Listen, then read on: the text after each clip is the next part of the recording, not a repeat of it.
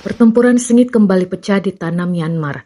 Pasukan Pertahanan Rakyat atau PDF melancarkan aksi penyergapan mematikan terhadap rombongan konvoi militer tentara Burma di wilayah Kecamatan Salin, wilayah Magwai. Aksi penyergapan tersebut terekam dalam sebuah rekaman video mencekam yang mendadak gempar dan beredar luas di media sosial X Selasa 28 Juli 2026. Dalam rekaman bertensi tinggi itu, terlihat para pejuang PDF mengambil posisi taktis di area ketinggian, memanfaatkan medan perbukitan untuk membendung dan mengunci pergerakan konvoi musuh di bawahnya. Tanpa ampun, hujan tembakan dilepaskan secara mendadak dari balik persembunyian, menyergap barisan kendaraan militer Tatmadaw yang langsung terjebak dari zona tembak. Suara rentetan tembakan otomatis bertubi-tubi menggelegar membelah keheningan di wilayah Sanin, memicu kepanikan dan perlawanan sengit di tengah kepulan asap senjata.